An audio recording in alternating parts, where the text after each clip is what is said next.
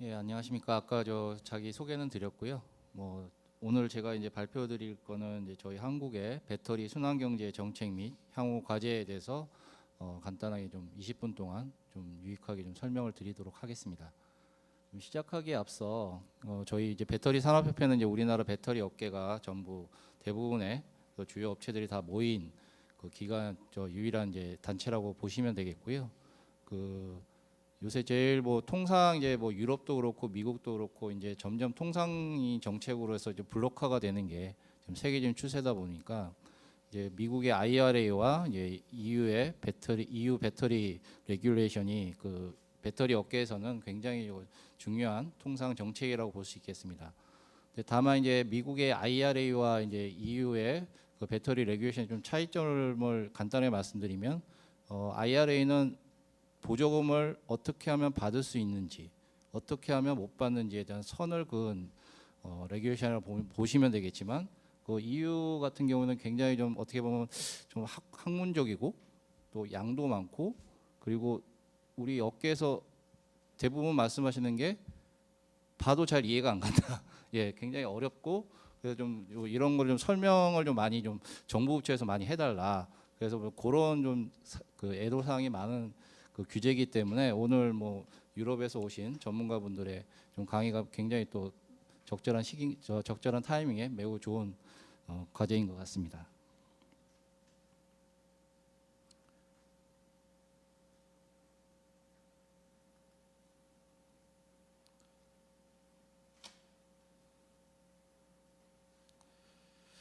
예, 간단하게 국제 에너지 기구의 어떤 이제 사용후 배터리의 또 전망을 보면은 저희 나라 이제 국제에너지국에 따르면 작년에 이제 세계적으로 이제 배터리 수요가 1테라와트를 돌파를 했다고 합니다.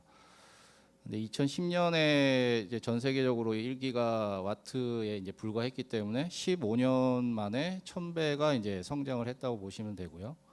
근데 IEA 전망에 따르면 30년에는 이제 그게 3테라와트시가 된다고 하니까 15년에 이제 1000배가 성장한 거를 5년 만에 3000배가 성장할 정도로 이 배터리에 대한 성장세는 굉장히 두드러지고 있다고 보시면 되겠습니다.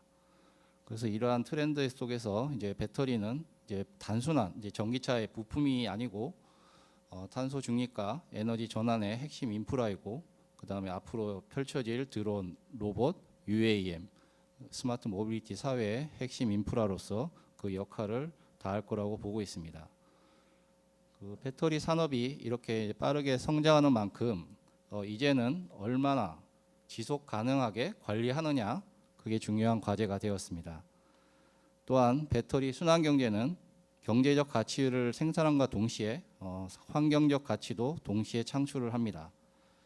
경제적 가치 측면으로 보면 사용후 배터리 산업 활성화를 통한 신산업 육성으로 새로운 이익과 고용 창출이 가능하게 되고요. 환경적 가치 측면에서는 폐기물 감축과 더불어 배터리 원자재 채굴, 그다음에 정제련 이런 과정에서 발생하는 탄소 배출량을 감축시킬 수 있는 효과가 있기 때문에 ESG 효과에도 많은 도움이 될 것으로 보입니다. 마지막으로 중요한 점은 이제 공급망 확보 측면입니다. 그 사용후 배터리라는 거는 그 나중에 재활용을 하면 거기서 핵심 광물을 뽑아낼 수 있기 때문에 이제 우리나라처럼 자원이 하나도 없는 나라로서는 그 사용후 배터리의 그 산업을 육성하는 것이 그 공급망 확보에도 굉장히 중요한 요소라고 할 수 있겠습니다.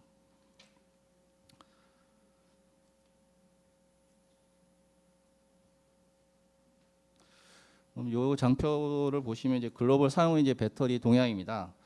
2030년에 보시면 이제 사용후 배터리의 그 양이 338기가와트 시라고 되어 있고요.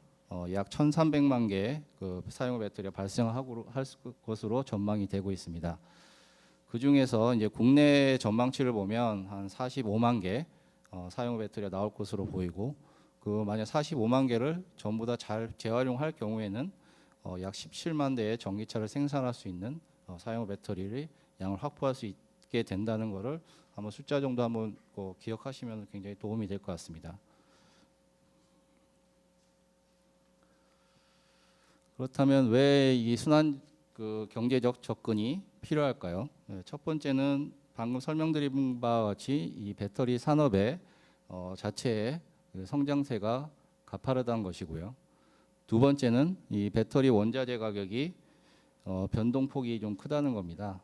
불과 한 2, 3년 전에 이제 굉장히 리튬 가격이 이제 급상승하다가 최근에는 이제 글로벌 좀 전기차가 좀 수요가 좀 둔화가 되면서 리튬 가격이 좀 많이 하락을 하고 있는 측면이지만 또 이제 언제 또 광물 가격이 치솟을지 모르기 때문에 항상 그거에 대한 대비가 좀 중요하다고 하겠습니다.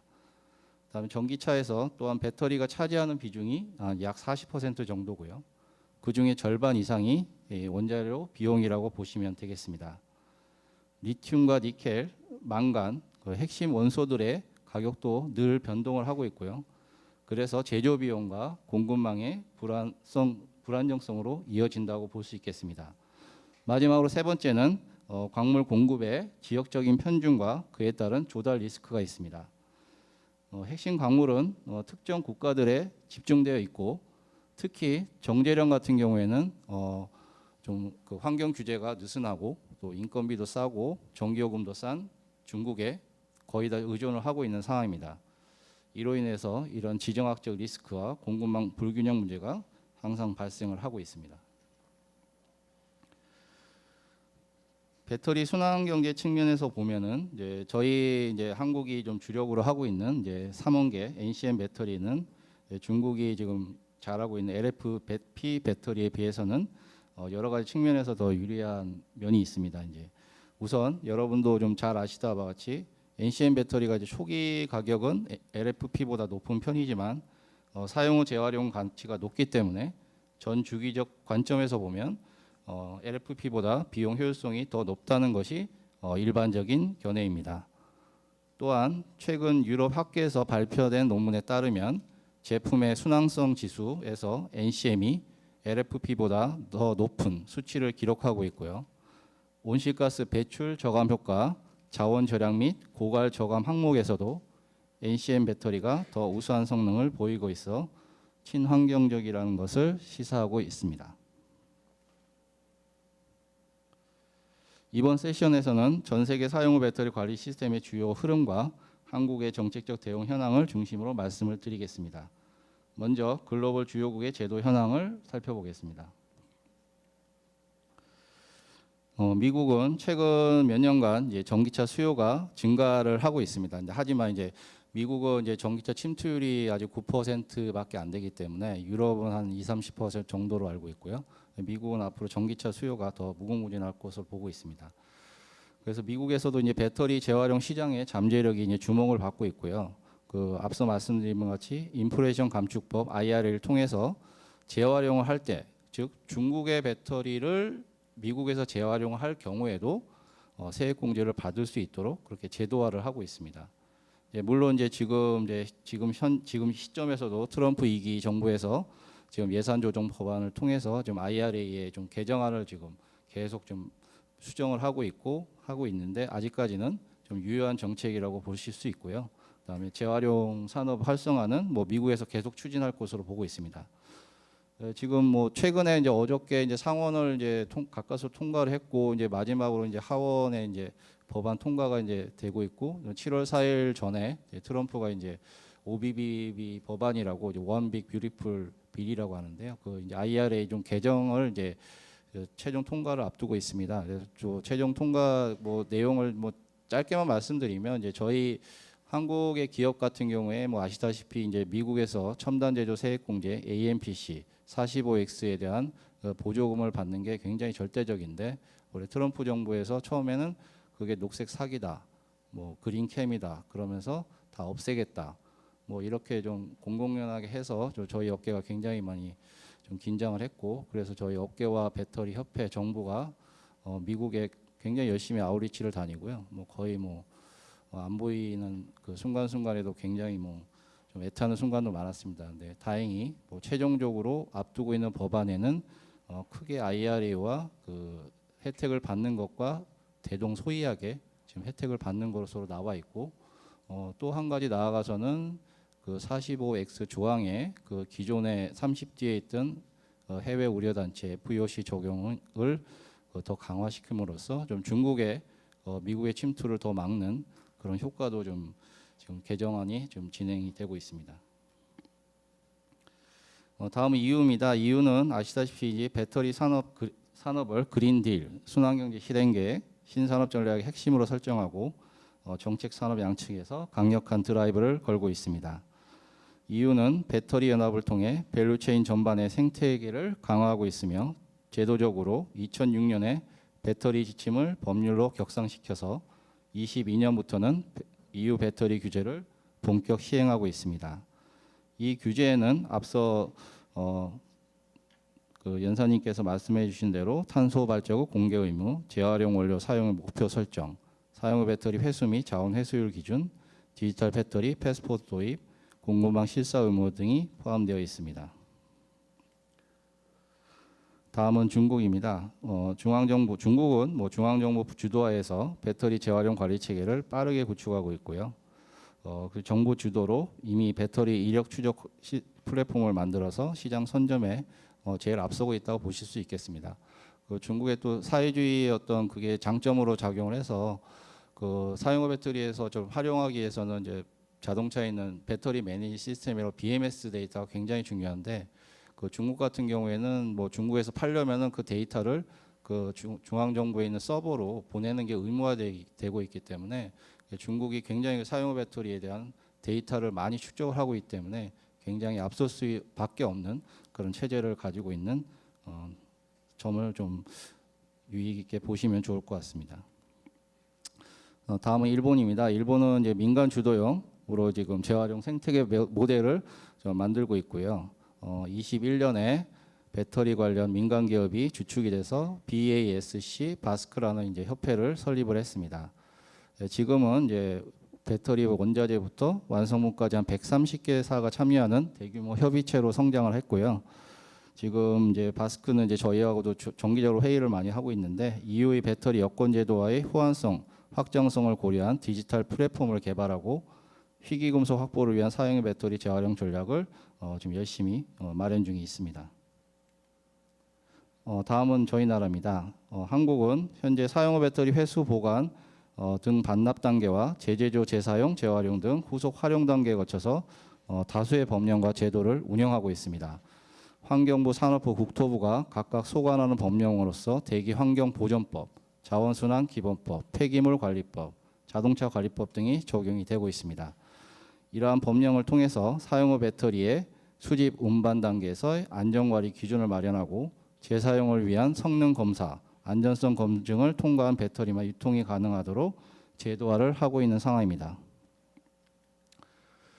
그러나 아직 제도적으로는 이제 저희 나라는 미비한 점이 이제 존재를 많이 합니다. 현재 사용후 배터리의 반납 의무는 2020년 12월 이전에 등록된 차량에만 한정이 되어 있습니다. 따라서 2021년 1월 1일부터 등록된 차량에 대해서는 반납 의무가 적용되고 있지 않습니다. 이로 인해서 이제 실질적인 이제 회수율 제고에 앞으로 이제 한계가 있다고 보기 때문에 저희 업계에서 좀 제도 보완이 시급하다 이렇게 봐서 이제 정부 측에 여러 번 건의를 한 적이 있습니다. 또한 사용후 배터리 관리 체계가 이제 다부처로 분산이 돼 있다 보니까 다른 경쟁국보다 사용후 배터리 산업화가 다소 늦다는 점입니다. 그래서 최근에 이를 통합적으로 또 조정할 수 있는 이제 단일 법제 제도가 마련이 필요하다는 목소리가 계속 높아져 왔었습니다. 하지만 정부가 가만히 놀았다는 건 아니고요. 여러 가지 또 저희 그 사용후 배터리를 위해서 다양한 또 노력도 해주신 것이 있는데 대표적으로는 이제 블랙매스를 그동안 폐기물로 이제 하다가 작년에 원료 제품으로 이제 인정을 해서 재활용 시장의 제도적 기반을 강화를 했고요. 또한 이제 규제 샌드박스와 KC 10031 개정을 통해서 재사용 배터리의 제품 기준 마련에도 지금 속도를 많이 내고 있고요. 마지막으로 순환경제 사회 전환 촉진법을 통해 일정 요건을 충족하는 사용후 배터리를 순환 자원으로 인정을 함으로써 폐기물 규제를 좀 완화를 좀 시킨 바가 있습니다. 앞서 살펴본 바와 같이 국내외 순환경제 정책의 흐름 속에서 이제 한국의 이 사용 배터리 지속 가능한 활용을 위한 법제도 마련을 마지막으로 좀 소개를 좀 시켜드리도록 하겠습니다. 2022년 9월 정부에서 관계부처 합동으로 사용후 배터리 등 순환경제 활성화 방안을 발표하였습니다. 그중에 민간 중심의 통합관리 체계 마련을 정책 과제로 제시하고 배터리 얼라이언스를 출범을 시켰습니다. 네, 왜 배터리 얼라이언스를 민간의 중심으로 이제 출범을 시켰는 배경을 그 말씀을 드리면 오늘 환경부하고 산업부의 어떤 그 워낙 측면이 좀 왜냐하면 이제 환경부는 좀 EPR로 좀 가려고 했었고 좀 산업부는 좀 민간의 자유로운 거래로 가야 된다는 좀 양측의 방향이 너무나 첨예하기 때문에 정부 부처에서는 도저히 결론을 낼 수 없다. 네, 그런 결론 하에서 배터리 얼라이언스라는 민간 기구를 만들어서 거기서 합의한 거를 정부에서 받아주겠다고 이렇게 그때 합의가 된 거고요. 그래서 이 배터리 얼라이언스의 간사 기관을 협회가 맡아서 1년 동안 열심히 업계와 치열한 논의를 통해서 이제 앞으로 다음 장에 말씀드릴 내용을 만들었습니다. 이러한 논의가 시작된 배경을 앞서 설명을 드렸으니까 요거는 좀 생략을 하도록 하겠습니다. 그 배터리 통합관리 시스템의 그 핵심은 크게 이제 5가지 원칙이라고 보시면 되겠습니다. 첫 번째는 배터리 전주기 통합 이력 관리 시스템을 구축한다. 두 번째는 재생원료 사용 의무제를 도입을 한다.